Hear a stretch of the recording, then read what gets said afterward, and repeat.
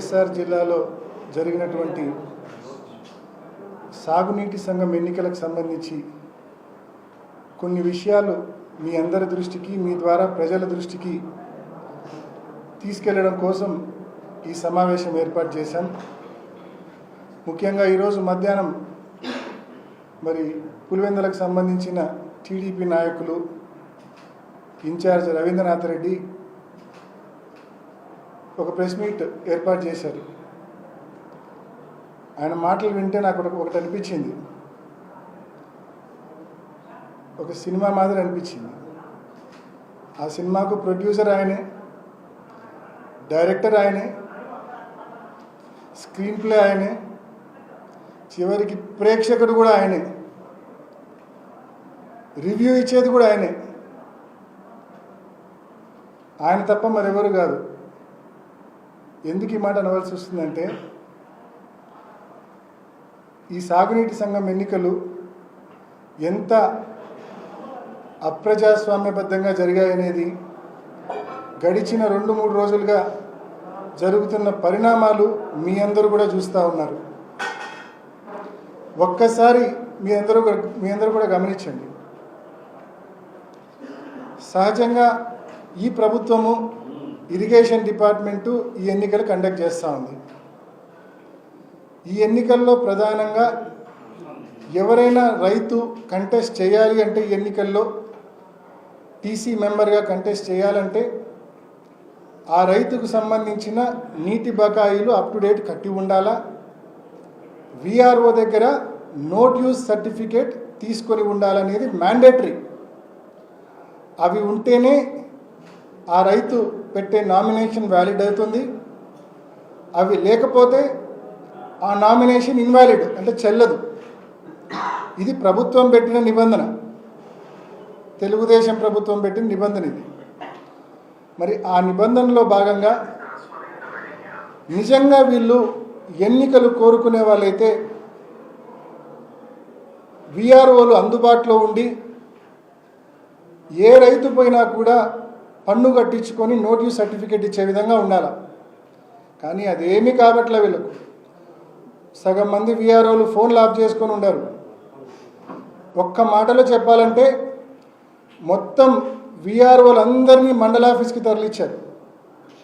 అసలు ఏం పని, మండల ఆఫీసుల్లో 2 రోజుల పాటు విఆర్ఓలు అందరినీ మండల ఆఫీసులో పెట్టుకోవాల్సిన అవసరం ఏముంది అని చెప్పి మిమ్మల్ని అడుగుతా ఉన్నా.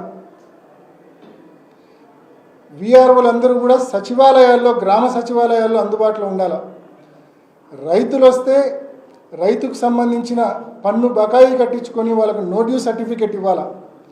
అలా ఏ ఒక్క విఆర్ఓను కూడా అందుబాటులో పెట్టకుండా అందరినీ మండల కేంద్రంలోకి తీసుకొని పోయి మండల ఆఫీసులో జైల్లో ఖైదీలను బంధించినట్టు విఆర్ఓలను బంధించి బయట పోలీసులను అడ్డు పెట్టుకొని ఏ ఒక్క వైఎస్ఆర్ కాంగ్రెస్ పార్టీ నాయకుడు, ఏ ఒక్క రైతు లోపలికి వెళ్లకుండా అడ్డుకొని మీరు చేస్తూ ఉంది. దీన్ని రాజకీయం అంటారా? ఇది చేతకాని దద్దమ్మలు చేసే రాజకీయం ఇది. ఇంకా మాట్లాడాలంటే పల్లెటూళ్ళ భాషలో చెప్తే ఫీల్ అవుతాడేమో ఆయన.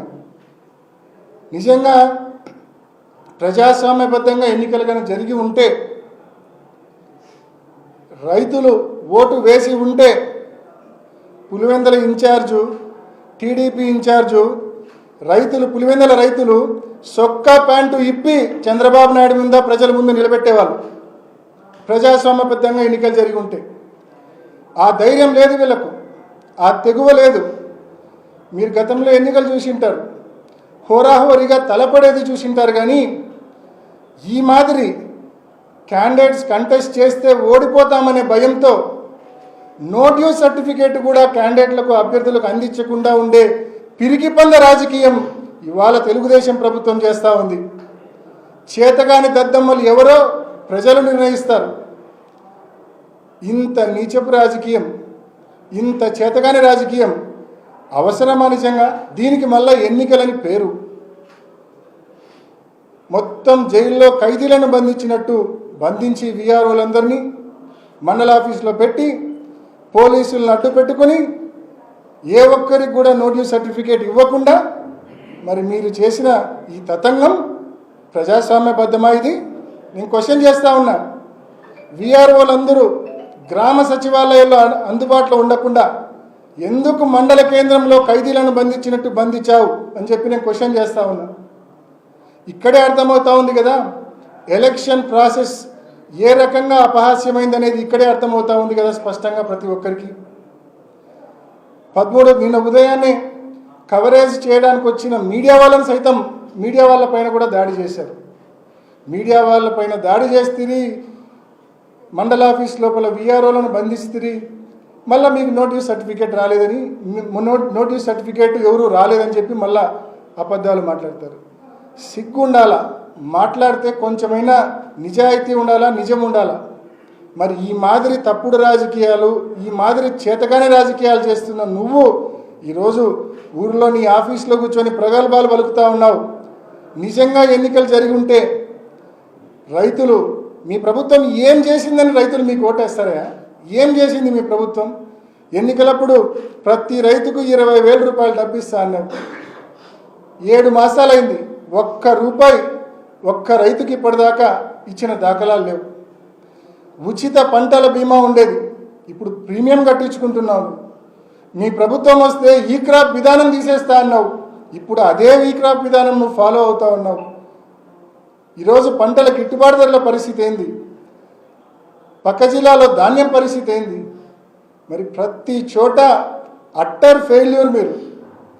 మరి అట్టర్ ఫెయిల్యూర్ కాబట్టే రైతులు వచ్చి స్వయంగా ఓట్లు వేస్తే మీ బండారం బయటపడుతుంది కాబట్టి భయంతో చేతగానితనంతో వైఎస్ఆర్ కాంగ్రెస్ పార్టీ మద్దతుదారులకు రైతులకు నోటీస్ సర్టిఫికేట్ అందించకుండా వాళ్ళు ఎలక్షన్లో కంటెస్ట్ చేయకుండా అడ్డుకున్న దద్దమ్మవు నువ్వు ఈరోజు వచ్చి మాట్లాడుతూ ఉన్నావు. 1978 నుంచి రాజకీయాలు. మరి ఈరోజు ఆయన వచ్చి పెకిలిచ్చాడంట, కూకుటి వేలతో పెకిలిచ్చాడంట. మొహం అద్దంలో చూసుకో ఒకసారి. ఎలక్షన్ నువ్వు ఏ రకంగా చేసినావో నీ ఒక్కడికే తెలుసు అనుకుంటున్నావేమో. పులివెందల్లో ఉన్న ప్రజలు, రైతులు, వైఎస్ఆర్ కాంగ్రెస్ పార్టీ నాయకులు ప్రతి ఒక్కరు కూడా గమనించారు నువ్వు ఎన్నికలు ఏ పద్ధతిలో చేశావు. ఇంకా చెప్పాలంటే పక్కనున్న జమ్మలమడుగు నియోజకవర్గం ఉంది. జమ్మలమడుగు నియోజకవర్గంలో రామసుబ్బారెడ్డి గారు, సుధీర్ రెడ్డి గారు కూడా సిన్సియర్గా నీటి సంఘం ఎన్నికల కోసం పనిచేశారు. మరి అక్కడ కూడా మీరు చూస్తే నిన్న ఒక వీడియో ఫుటేజ్ కూడా రోజంతా సర్క్యులేట్ అయింది.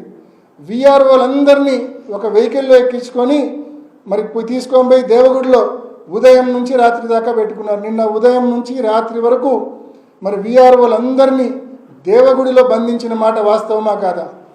మరి ఇవి కదా దద్దమ్మ రాజకీయాలు, చేతగాని రాజకీయాలు. ఎక్కడ విఆర్ఓలు గ్రామ కార్యాలయాల్లో అందుబాటులో ఉంటే ఎక్కడ నోటీస్ సర్టిఫికేట్ రైతులకు ఇస్తారో, ఎక్కడ పోటీ వస్తుందో, పోటీ వస్తే ఓడిపోతామనే భయం ఇది కాదా అని చెప్పి అడుగుతా ఉన్నా నేను. ఇవన్నీ తప్పించుకోవడం కోసం కన్వీనియంట్గా విఆర్ఓలందరినీ జైల్లో ఖైదీలను బంధించినట్టు బంధించి నోటీస్ సర్టిఫికేట్ ఏ ఒక్కరికి రాకుండా చేసి ఎవరు కంటెస్ట్ చేయకుండా చేసుకొని ఈరోజు దీన్ని గెలుపని చెప్పుకుంటున్నావే, ఇంతకంటే సిగ్గుచేటు ఉంటుందా అని చెప్పి నేను అడుగుతా ఉన్నా. కాబట్టి ఇటువంటి దిక్కుమాలిన రాజకీయాలు పక్కన పెట్టు. పోలీసులను, రెవెన్యూ అధికారులను అడ్డం పెట్టుకొని చేసే దద్దమ్మ రాజకీయాలు పక్కన పెట్టు. ప్రజాస్వామ్యబద్ధంగా నడుచుకోమని చెప్పి తెలుగుదేశం నాయకులకు హితువు పలుకుతా ఉన్నా. Thank you.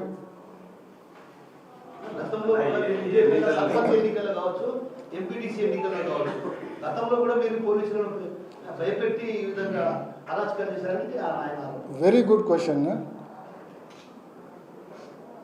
2020-21లో YSR Congress party అధికారంలో ఉన్నప్పుడు సర్పంచ్ ఎన్నికలు జరిగినాయి, ఎంపీటీసీ ఎన్నికలు జరిగినాయి. ఈరోజు ఏదైతే పెద్ద మనిషి రవీంద్రనాథ్ రెడ్డి అని కసునూరు ఆయన ప్రెస్ మీట్ పెట్టి మాట్లాడినాడు కదా, టీడీపీ ఇన్ఛార్జ్, వాళ్ళ కసునూరులో కూడా ఫ్రీ పోలింగ్ జరిగింది. వాళ్ళ అభ్యర్థి, తెలుగుదేశం అభ్యర్థి ఎవరైతే కంటెస్ట్ చేశారో వాళ్ళు విఆర్ఓ దగ్గరకో పంచాయత్ సెక్రటరీ దగ్గరకో పోయి నోటీస్ అడిగితే వైఎస్ఆర్ కాంగ్రెస్ పార్టీ ప్రభుత్వం అప్పట్లో నోటీస్ సర్టిఫికేట్ ఇష్యూ చేసింది. వాళ్ళు స్వేచ్ఛగా కంటెస్ట్ చేశారు, ఫ్రీ పోలింగ్ జరిగింది. 300 పైచీలకు ఓట్లతో బీటెక్ రవి గారు ఓడిపోయారు సర్పంచ్గా. వాళ్ళ అభ్యర్థి ఓడిపోవడం జరిగింది సర్పంచ్గా. అంటే స్వేచ్ఛగా ఒక్క సింహాదిపురం మండలంలోనే చెప్తా ఉన్నా, ఆయన సొంత ఊరు చెప్తా ఉన్నా నేను. ఆయన పక్కనే ఉన్న నంద్యాలంపల్లిలో పోటీ జరిగింది టీడీపీకి, వైసీపీకి. సో మండల్ హెడ్ క్వార్టర్ పెద్ద ఊరైన సింహాదిపురంలో పోటీ జరిగింది టీడీపీకి వైసీపీకి, చౌవారిపల్లెలో పోటీ జరిగింది టీడీపీకి వైసీపీకి. ఈ మాదిరి అనేక గ్రామాల్లో పులివెందుల నియోజకవర్గంలో పోటీ జరిగింది, క్లీన్ కంటెస్ట్ జరిగింది వైఎస్ఆర్సీపీకి టీడీపీకి. ఆ రోజు వైఎస్ఆర్ కాంగ్రెస్ పార్టీ ప్రజాబలంతో నెగ్గింది.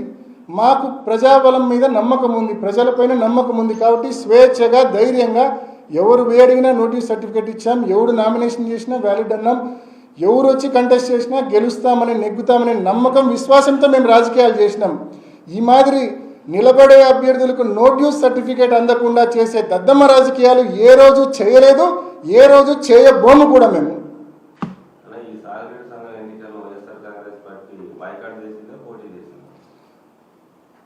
నిన్న ఈవినింగ్ వరకు సిన్సియర్గా మేము ప్రయత్నం చేసిన మాట వాస్తవమే. ఎక్కడే కానీ నోటీస్ సర్టిఫికేట్స్ రాకుండా వీళ్ళు ఏ రకంగా వీఆర్ఓలను ఖైదీలుగా బంధించుకొని పోలీసులను అడ్డం పెట్టుకొని మరి ఎప్పుడైతే నోటీస్ సర్టిఫికేట్స్ రాకుండా చేశారో, notice certificate is minimum criteria contest చేయడానికి. అప్పుడు పార్టీ స్టేట్ వైడ్ అన్ని జిల్లాల్లో రివ్యూ తీసుకొని పార్టీ ఈ ఎన్నికలను బాయ్కాట్ చేస్తూ వైఎస్ఆర్ కాంగ్రెస్ పార్టీ డెసిషన్ తీసుకుంది.